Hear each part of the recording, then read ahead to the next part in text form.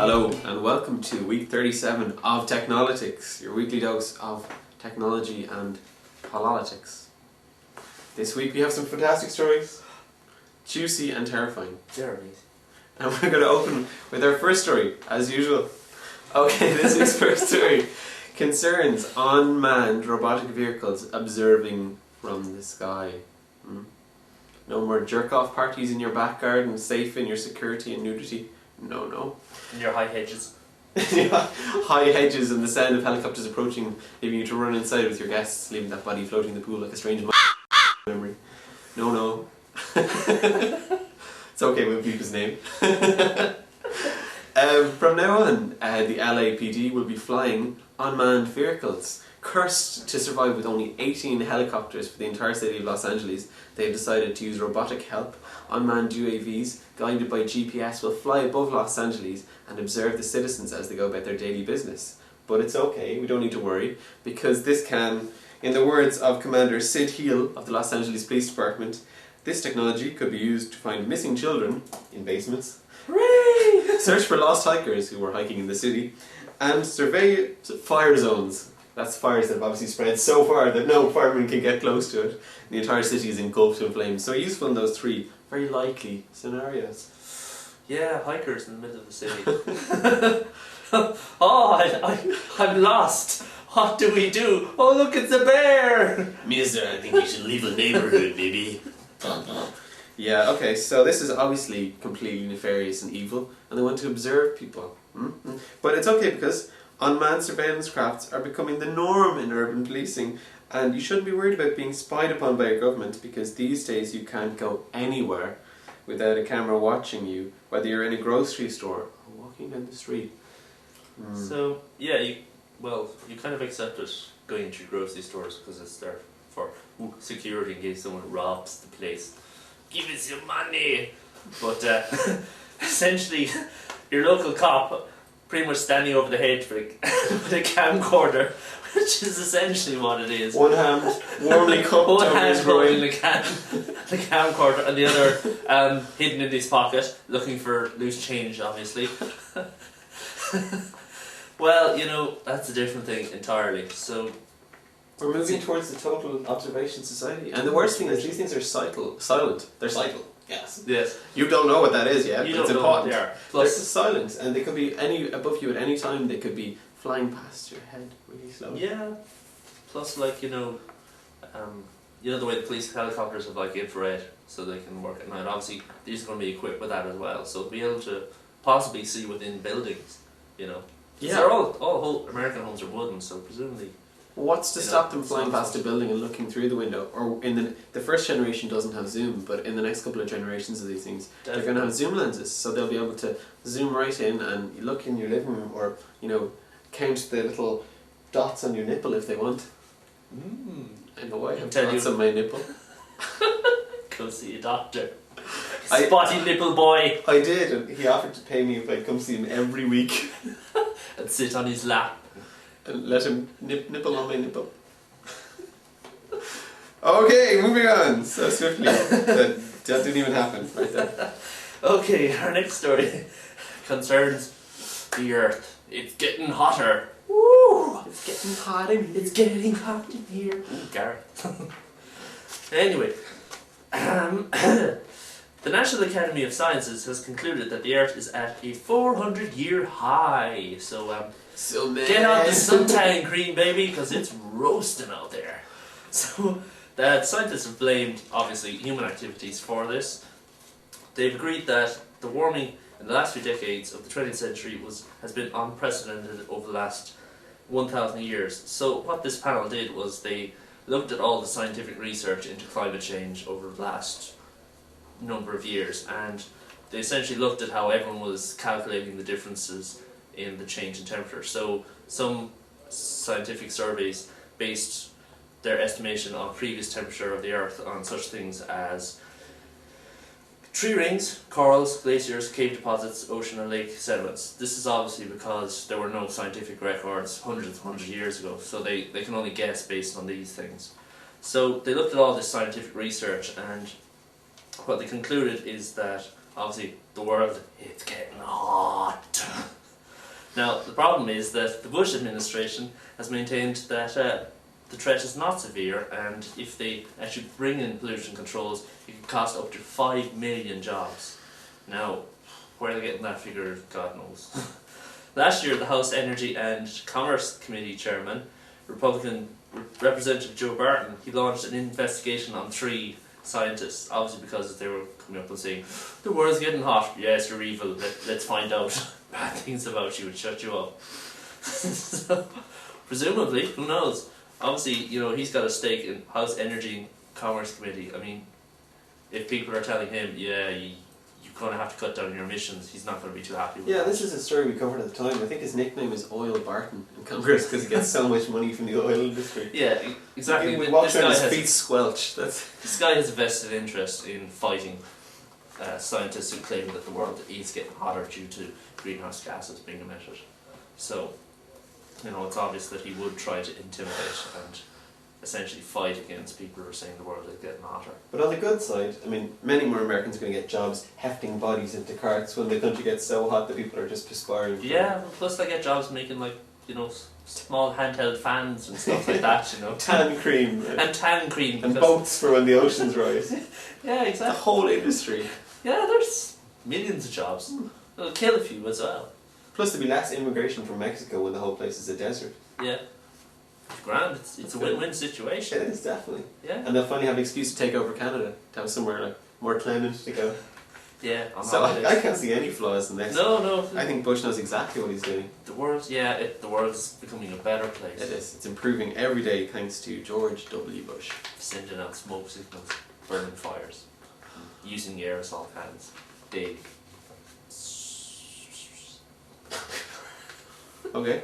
Anyway, our next story is pretty much related, and it deals with the Kyoto Agreement, which was meant to get all pilot countries to agree to reduce their greenhouse gas emissions. Now, the problem is that some countries didn't sign up, like the United States and Australia, which are 2 of the largest producers of greenhouse gases. So, obviously that makes Kyoto in some ways redundant. And another problem is that recent research by Peter Bergamaschi of the European Commission Joint Research Centre in Ispra, Italy, he essentially is claiming now that many countries, their claims of how much greenhouse gases they're emitting are completely wrong, and some of them are actually, including the UK and France, are being the worst offenders. The UK is apparently they're emitting 97% more greenhouse gases than they are claiming. So this is essentially oops, just a little bit wrong, just a little bit. Now the thing is that certain countries, obviously, they've an incentive now to actually underestimate how much greenhouse gases they're producing, because there's a carbon trading has started where some countries aren't emitting so many greenhouse gases, so they essentially another country can buy the surplus potential for emitting gases off them. So it's crazy. Now, the thing is that many countries estimate the amount of greenhouse gases they produce in a bottom-up fashion. So they look at each individual greenhouse gas, so every factory, every landfill, and they look at each and they look at the estimations of greenhouse gases emitted by each one of those, add them all together and say, okay, that's how much we're emitting. Now, many of these estimations are literally that, they're estimations, especially for things like landfills, because that can vary over time, and really it's just a rough guess. So, and plus they have a motivation to lie and underestimate. So, the thing is, this guy Peter Bergamaschi, he's taken a different approach, and what he does is he's essentially looking at the greenhouse gases being emitted over a geographical area. So essentially he's getting real measurements of how much greenhouse gas is in the air, say, over London. So it's a real figure of how much gas is in the air, not how much is estimated. So obviously this isn't perfect and it's affected by the weather conditions, but it gives you a real idea of how much greenhouse gas is being emitted, and frankly it's far more than the government figures are letting on. So we've got a real problem here. Now, okay, I kind of run out of things to say about this, but essentially this allows scientists now to estimate the amount of greenhouse gases being emitted by a country or say factory or anything like that, separate from the estimations which you will receive from them. So it's an independent way of actually verifying how much greenhouse gases are being produced. And strangely enough, Ireland is apparently overestimating the amount of greenhouse gases we're creating. So we're great for that. So we're great. We should make up for a few other fuckers, you know? Jesus, yeah. That's all that matters. Get out the old aerosol cans there, Gareth. We'll make it up in no time. We'll get them right up to speed. You And know? a few tins of beans. We have nice to catch up. Like, we have to catch up. Be no point being left behind. Leprechauns have been shutting down their factory all over the country with guilt. Wrecked with guilt. Right. Retiring to their pots of gold. Unfortunately. For the tourist industry. So yeah, I think the idea of countries actually lying. Apparently, China is a great big fibber in this regard. This I don't understand. How can countries lie? Like, could somebody go over and ask China and the whole thing just goes except in Chinese? It was a poor impersonation of a country speaking Chinese. I'll work on that and I'll have it down for next week. But go Also on. in their governments. Oh, okay. All at once. Yeah, of course. They all getting together. Fantastic impression of the Chinese government there. Please feel free to send in your impressions of your country's government. At completetwats@technolotics.com. Okay. Moving on. Well, those went quickly, didn't they? Well, they were one of the most exciting stories, and they shot by. But pollution is nothing to laugh about, really. And the fact that we're all going to die and our grandkids won't exist, or if they do, they'll be frogmen genetically engineered to survive in a super hot and wet environment. It's not funny, really. Okay. Yeah, but It's kind of funny for us. Little frog boy. Anyway, so TIG 3.0, not 0.3. TIG 3.0 is to launch the third version of the popular social bookmarking site, which kicked off the social bookmarking revolution, is to launch and has new features. It will have whole new sections concerned with world, business, gaming, online video. They hope to be the aggregators of the online video revolution. It's a really interesting idea. They want to be the site where you find the links to all the interesting viral videos that are going around. So YouTube, Google, etc., etc. And it's now one of the most popular news sites in the entire universe. Including Earth. Including Earth. With 800,000 unique visitors a day. The amount of people from Blarty from just to go to dig. It's so amazing. When they have to put in the address column, it's like, there's no thing for planet or galaxy. And the tentacle gets annoyed and hits the mouse. It's annoying. Okay, so that's good. So you can see some screenshots linked from our wiki. Click read on technolotics.com, go to our wiki and have a look at the screenshots. Or just wait till Monday when the site will be out. Hooray! Ooh. And now you can have even more people being pissy and going, I've done this already. I've done that already. Because the high quality of discussion is renowned on Dig, so that's only going to improve.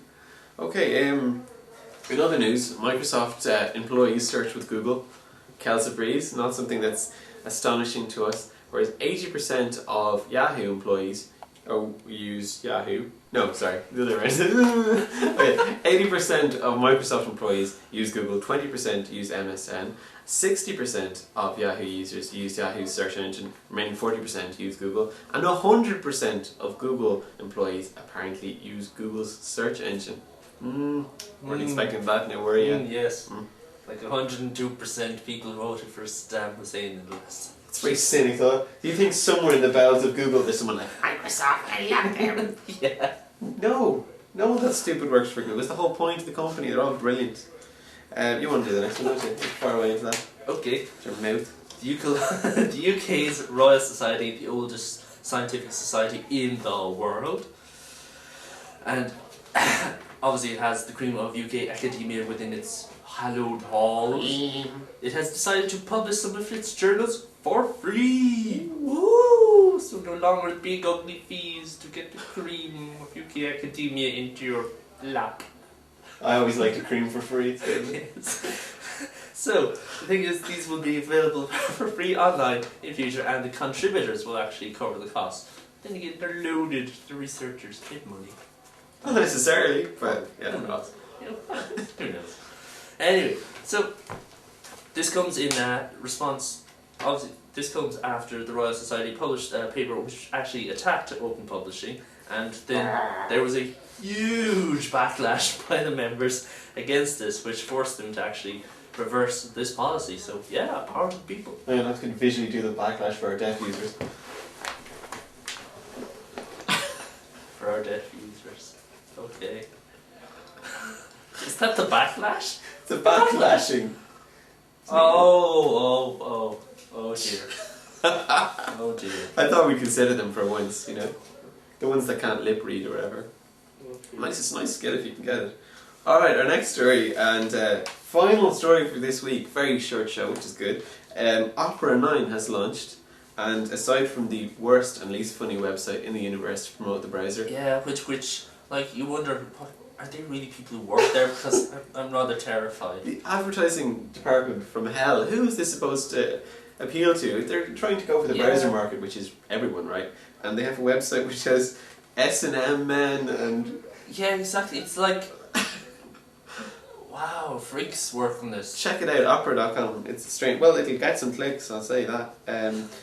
So the new features include pop-up blocking, I guess it had that already, skins, source code editor, which could be cool, widgets, and my Opera community where you can sign up for 300 megs of free space, vote on stories and things like, much like a dig, store photos. It seems like a really good service, but the browser's still ugly as sin, you know, that's the problem. Yeah, plus the big thing they're touting, the BitTorrent support. BitTorrent support, of course, that was just over the page, so I didn't...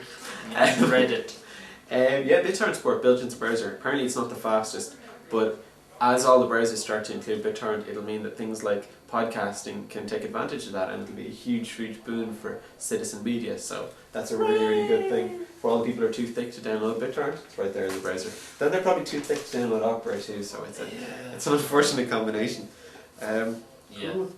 Alright. Yeah. Moving on to our media pimps then. You go first. Go on. Okay, I'll go first. My first one is Quick News, which is just somewhere where you can see poets facing off in a poet-off poetry writing thingy to the non-deaf. Essentially, two poets face off and have to write a poem, and you can see it live in real time, so you can see what they're actually writing in real time. So they write something and they go, oh no, that's crap, rub it out. And writing something else. Who can believe that the World Cup is being watched when there's actually exactly. to watch poets write in real time? Tap, tap, delete. Yeah. Yeah. It's a good idea, I guess. It's a good idea. A war of the words. A war of the words, yes. So, my next one is actually Give Me a Name, in which the creator of T-Shirt Hell, Aaron Schwartz... Oh, that's who it is. Yes. Oh, okay. He's actually decided to change his name, because he's sick of it, and for those who submit a name, and he will, after a certain period of time, he's going to pick his favourite, say 10, and then there's going to be a public vote for the best one. Oh, public vote? A public vote I thought for he the best picked it one. himself. No, he's going to pick a short list, and then the public will get to vote on the best one from the short list. And you get, what, And 25k? The guy, whichever person submits that name, whenever it's picked, he's going to change his name to that, and the winner is going to get $25,000. Did you submit anything yet? No, I haven't, but I checked the top. The top of the list is currently max power. It has the most submissions of like 18,000, So lame. which is lame, and Unoriginal. most of them are like, you know, jokes like Steve success. Oh. And like, you know, IP freely and such things. Mostly things, you know, a lot of them are like, yeah, ripped from The Simpsons. So we have a good chance. I reckon we should... Technolotics Watcher, maybe. Yeah. Or, Geekazoid, McFlarty. yeah, Aaron. You heard it here first. Your new name will be Geekazoid McFlarty. Dude, I hope you never have kids. Finally. They won't be bullied, so they'll be anally raped. God's sake. Anyway. God's sake, sorry. If they go to your school. I'll teach them. Yeah. Anyway, my final pimp is for the $10 digital camera. So, in the US, in certain stores, you can buy a disposable digital camera for about $10, which you take your snaps, you send it to the company, and they send you back a lovely set of photos, or them all burned onto CD or such. So this link just shows you how to quickly and with some very simple tools adapt this little camera and make it an actual real digital camera you can connect to your computer and just use it ordinarily. So it's pretty cool, because then you have a digital camera you can take around with you, and if it happens to get stolen or you drop it in some water or something like that, you don't really care, because it only costs you 10 quid. So cool. Cheap digital camera. I mean, secondly, if you want a really cheap digital camera, you've got one for like $10. And even if it's shit, just throw it away. Yeah. It costs you tenner. And the photos it took were quite good. Some of the photos on the site were really good. Now, I'm assuming he's picked the best one. Presumably he's picked the best one, and he seems like he knows what he's doing with a camera. But still, you could achieve the same result. So you could be him, but a different person. Yeah. Doing the same thing as him, which isn't really. Yeah, not actually him. No. Like, you won't have his driver's license, or you won't be married to his wife. Sleep with his girlfriend or anything. Or anything. Assuming he has a wife and girlfriend, but that. Oh, presumably he has, because obviously, guys who fiddle around with cameras and electronics, they get all the girls. I think guys who use the word fiddle about in general don't usually get the girls. That guy, he's very fiddly. He likes to fiddle with the kids. He's a fiddly sort of individual. No. Anyway, okay. My pimps this week. The Power of Nightmares is a fascinating documentary which details how the neoconservatives and Islamic fundamentalists both used the power of fear to inspire action in the recent decades of the 20th century and the early 21st century, and how this has led to the war on terror, the rise of Al-Qaeda, and the emergence of Islamic fundamentalism. So it's a really fascinating TV series broadcast on the BBC, and you can see it on Google Video or on the Internet Archive. So it's linked off our wiki. Against School is an essay on why you shouldn't send your kids to school, because it's designed specifically to turn them into machine. Robot child.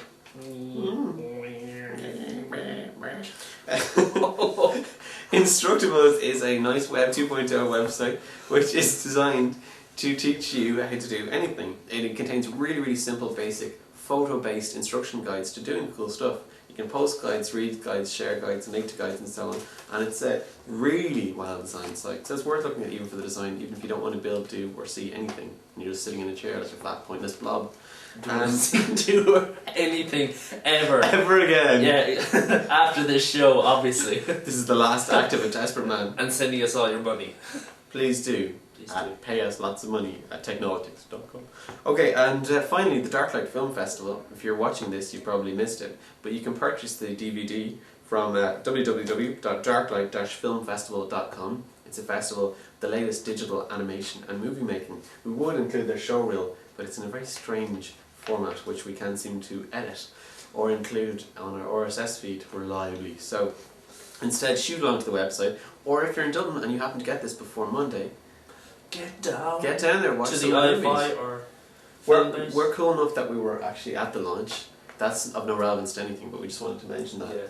We were there with those people with the horn-rimmed glasses and the nice flat caps. Yeah. Okay, that's it for this week. Go to Technolotics.com. You can check out our wiki linked from the read button to download. Right click on download and press save as. You won't believe the amount of emails we don't get asking us that. To subscribe, click subscribe and there's full instructions. Other than that, we won't be seeing you because this is a one-way medium. That's kind of how it works. So, unless you come to our homes, in which case we'll run. He lives at 25. Alright.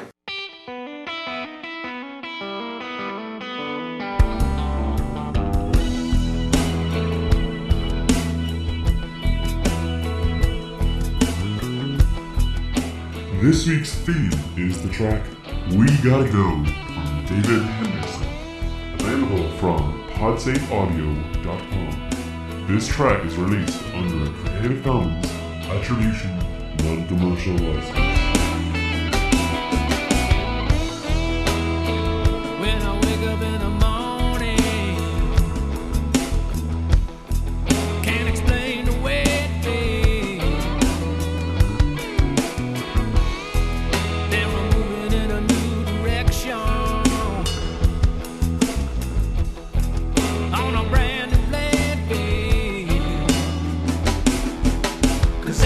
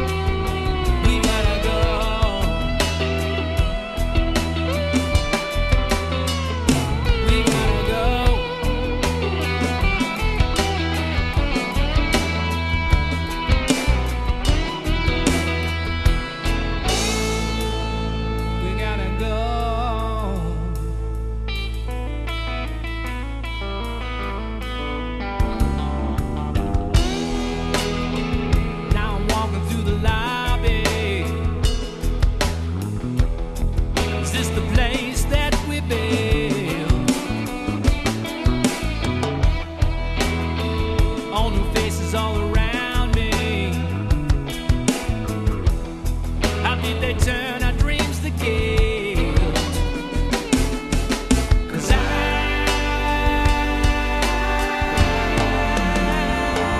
wanna know.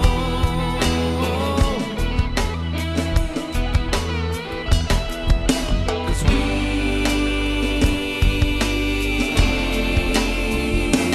gotta go.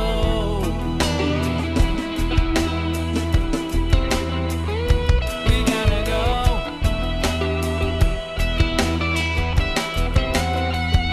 We gotta go.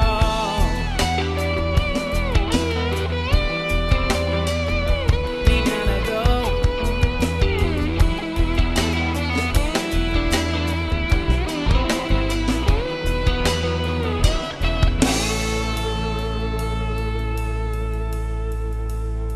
We gotta go.